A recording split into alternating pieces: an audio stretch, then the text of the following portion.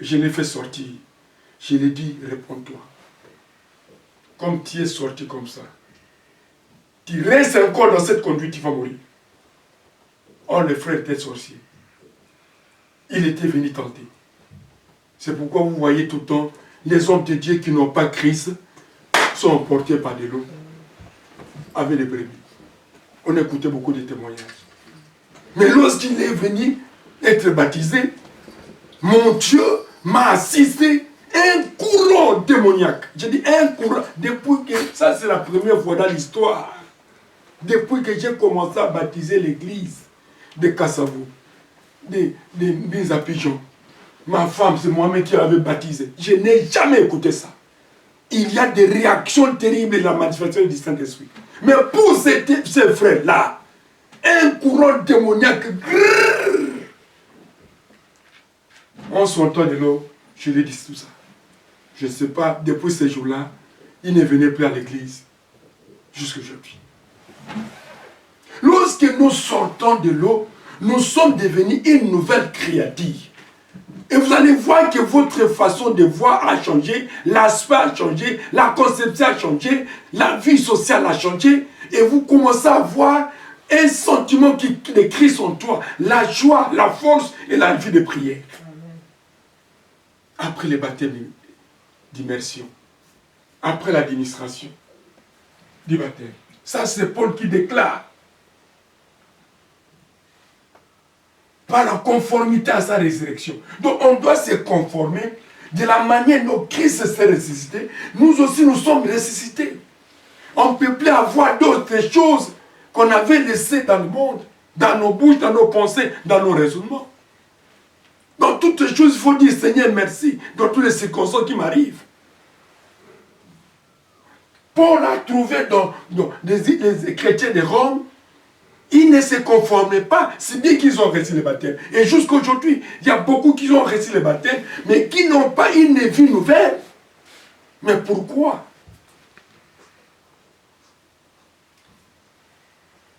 Alléluia. Amen. Que les vivants disent Amen. Amen. Je sais que la parole est tellement profonde. Et ça prend de la place. Amen. Pour se réconcilier avec le Seigneur. Par le baptême. Colossiens chapitre 2, verset 8. Comme on vient de nous lire.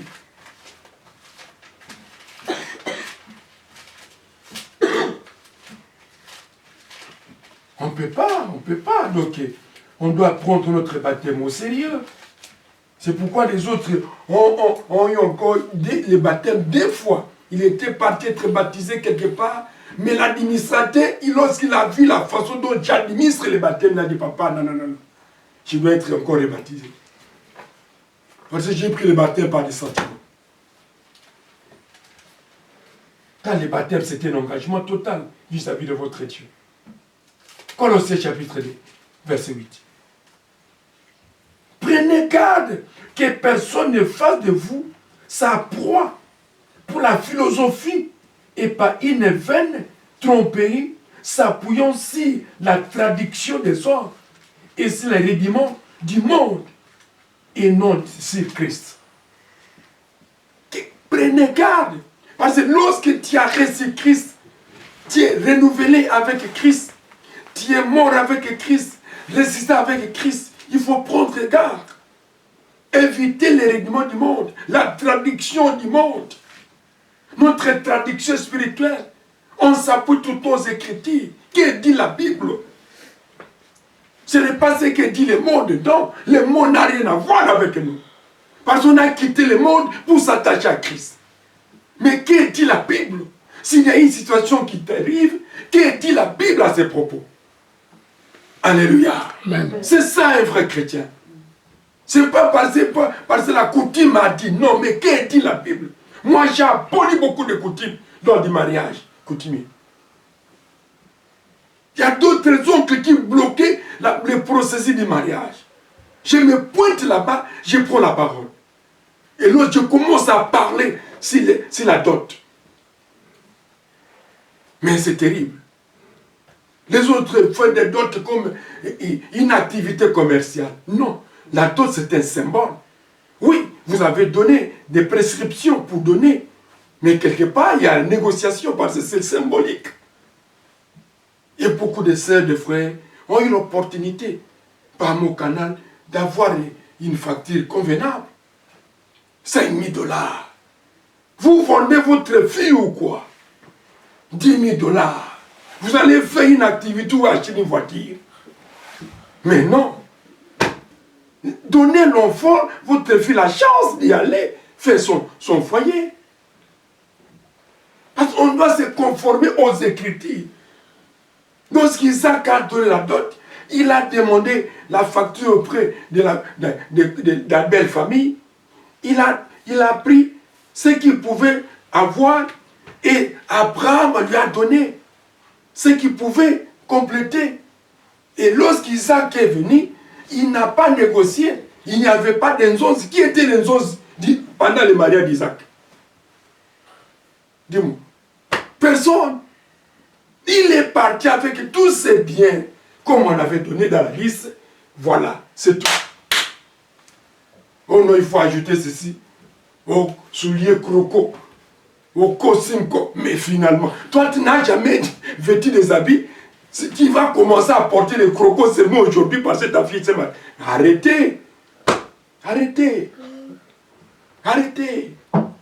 Alléluia. Amen. Alléluia. Amen. Que les vivants puissent dire Amen. Amen. Non. Ne soyez pas exigeants dans les mariages de nos filles. Laissez-les faire leur foyer. Si la beau-fils vous dit, papa, ici je suis incapable. Bon, ça va. C'est les symboles. Ce n'est pas la première somme que toi tu vas toucher dans le monde que toi tu es béni. Non. Tu as grandi, tu as touché plus que ça, c'est ce qu'on a demandé. Libérez l'enfant. Paul était sévère. Les Colossiens aussi agissaient comme ça. Heureusement que Paul écrivait beaucoup. Prenez garde que personne ne fasse de vous sa proie par la philosophie, par une vaine tromperie, s'appuyant sur la traduction des hommes. La traduction des hommes. Notre traduction est biblique et spirituelle. On s'appuie sur notre traduction, qui est la parole du Seigneur. Qui dit Jésus? Un jour, frère s'est fâché. Après avoir s'est fâché, j'ai dit, ah, frère, comme tu t'es fâché comme ça, c'est difficile que je puisse t'aborder, te dire difficile quelque chose, parce que tu risques aussi de se fâcher. Ah, papa, non. Tu dis, mais oui, votre colère m'empêche, mais de vous dire quelque chose de la part du Seigneur. Oh non, papa. J'ai dit, la colère d'un homme n'accomplit pas la volonté de Dieu. Amen. Ah. Et lorsque tu te fâches, il y a l'absence du Saint-Esprit. Le corps maintenant agit. Et le démon va récupérer ton corps. Il va te pousser d'agir mal. Et c'est ça les conséquences du péché. Ah, mais papa, quoi? Non.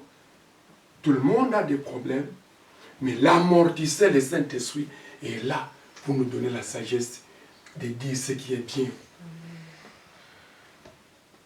Que la colère ne surmonte pas notre foi. C'est très dangereux. La colère ne domine pas la puissance de Dieu en nous. C'est très dangereux. Car le cœur de l'homme, c'est la maison de l'Éternel. Mais où est la place de Christ? Et si c'était Christ, sa colère devrait être comment? Ah, pardonne-moi. Je dis non, moi je n'ai pas de problème. Demande pardon à l'Éternel. Parce que tu es serviteur de l'Éternel. Votre corps est le temple du Saint-Esprit. N'attristez pas le Saint-Esprit par la colère. Et les frères a cessé l'affaire. Non. On ne peut pas être dominé par la traduction du monde. Non.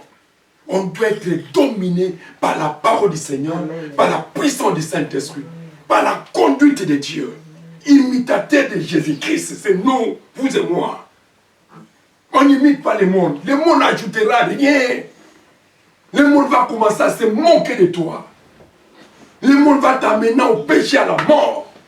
Mais Jésus-Christ va te prendre pour aller au paradis. Lui-même a dit, j'ai préparé des places pour vous. Est-ce que le monde a préparé des places pour nous? Non. faut arrêter. Dans le verset 9. Car en lui, Christ habite corporellement toute la plénitude de la divinité. En lui qui est Christ habite toute plénitude de la divinité. Christ en nous, c'est l'espérance et la gloire. C'est pourquoi il dit, c'est vrai, parce que la divinité de Christ habite en nous. Vous avez Christ en vous, parce que vous avez été baptisé par Christ, mort avec Christ, resté avec Christ, et votre corps ne t'appartient plus. Avant de prendre la décision, il faut demander à celui qui a donné, qui a la divinité en toi, celui qui demeure en toi. Seigneur, regarde, qu'est-ce que vous en dites? Et vous aurez une réponse du Saint-Esprit qui viendra dessous.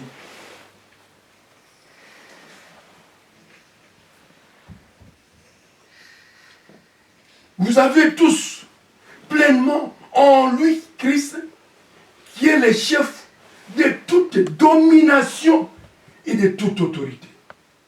Nous avons tous en lui, Christ, qui est le chef de nos vies. L'homme peut être le chef de la maison. Mais l'homme ne peut pas être le chef spirituel de votre maison. Écoutez-moi. C'est codé. L'homme peut être le chef de la maison, mais il ne peut pas être le chef spirituel de la maison. Le chef spirituel de la maison, c'est Christ qui vous sécurise tous. Sécurise et l'homme, et la femme, et les enfants. Dans l'administration de la maison, c'est l'homme. Et la maison, nous voyons la femme. L'homme n'est que le coordonnateur.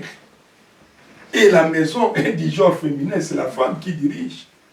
Lorsqu'on voit la beauté de la maison, on voit la femme. Mais nous sommes, notre chef, c'est Christ, qui domine tout en tout et surtout dans sa domination. Et dans la maison dont Christ domine, vous allez voir les fruits et les changements.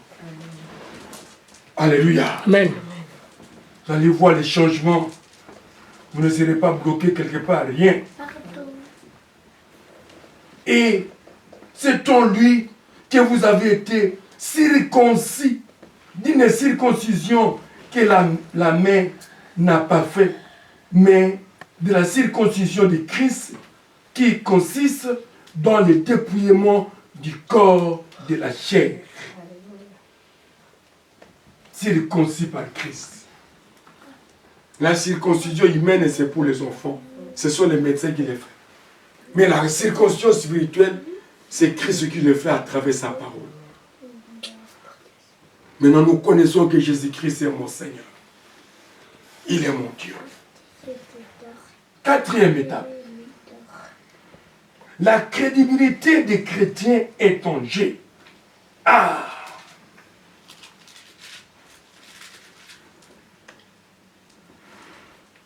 Maman Joujou va nous lire dans Galates 5, 6.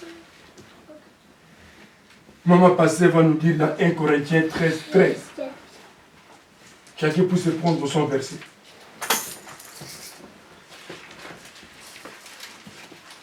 Je lis au nom de Jésus dans Galates 5, le verset 6.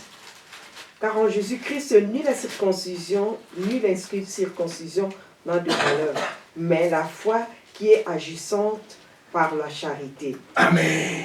Que le Seigneur bénisse. Amen. 1 Corinthiens 13 et 13.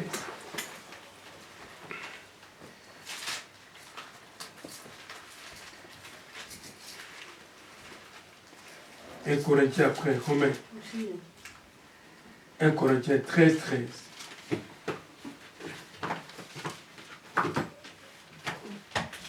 Je lis au nom de Jésus. Amen. 1 Corinthiens 13, 13. Maintenant, donc, ces trois choses demeurent la foi, l'espérance, l'amour, mais la plus grande de ces choses, c'est l'amour. Merci beaucoup, que Dieu vous bénisse tous. Ah! Et Galate.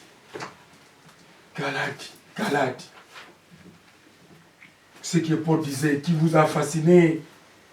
Vous avez commencé par l'esprit, mais vous êtes fini par la chair. Il y a beaucoup de chrétiens de Galates dans ce monde. Dans Galates chapitre 5, verset 6. Car en Jésus-Christ, on ne dit pas, car dans la traduction, on ne dit pas, car dans le monde. On ne dit pas, dans la famille, mais en Jésus-Christ. Parce que vous êtes en Jésus. Si vous n'étiez pas en Jésus, Paul ne pouvait pas parler de ces contextes. En Jésus-Christ, ni la circoncision, ni l'incirconcision n'a de valeur, mais la foi qui est agissante par la charité. Ni la circoncision, oui, tu peux être circoncis par la foi, circoncis dans la parole, mais tu n'as pas la charité. Ils sont nombreux. Ils sont nombreux. Je peux donner un exemple de paix à son âme, un papa là, un ancien de l'église. Il avait besoin d'une activité commerciale. Il est venu me voir. Papa, j'ai besoin d'une activité, mais je manque de sous. J'ai dit, bon, ça va. Je vais vous donner ce que le Seigneur me donnera. Et Dieu m'avait béni ces jours-là. J'ai prié cet argent, je l'ai donné. Et il a prospéré, je dis bien, il a prospéré avec cet argent parce que j'avais béni ça. Et ça vient de la peau de l'homme de Dieu. Il était arrivé auprès de 15 000 $. Il me dit, papa, je vais acheter une pasteur. J'ai dit, oh, c'est une bonne chose. Mais ce papa-là, Dieu m'est témoin pour donner la dîme. Mais il a reçu le baptême. Il était circoncis. Il écoute la parole. Il voit le miracle. Et le même papa-là, je l'ai gagné quelque part lorsque je suis parti voir et faire une croisade. Il marchait avec des béquilles. J'ai proclamé l'évangile. J'ai dit, les béquilles vont tomber aujourd'hui. Christ vous visite dans ce terrain. Au nom de Jésus-Christ, je l'ai tenu, j'ai prié pour lui. Il a laissé les béquilles jusqu'à aujourd'hui. Et par après, il est venu me dire, papa, j'ai besoin d'une activité. Gloire à Dieu, je t'encourage. Jusqu'à sa mort, il n'a pas pu donner la dîme. Mais les millions, les 1 000 $, les 15 000 $, 16 000 qu'il avait, c'est resté à la banque. Je ne sais pas s'il a laissé au profit de qui. Mais il était circoncis. Ah! Que Dieu s'occupe de lui. Galatie. Les chrétiens de Galatie étaient problématiques. Ils ne se convertissaient même pas. Tantôt dans le monde, ils se donnent au monde. Dans le Seigneur, ils se donnent au Seigneur. Paul a eu des troubles dans sa tête. Je n'ai jamais vu tel chrétien. Partout j'ai sillonné. Et de tels chrétiens sont dans nos églises. 1 Corinthiens. Avant de terminer.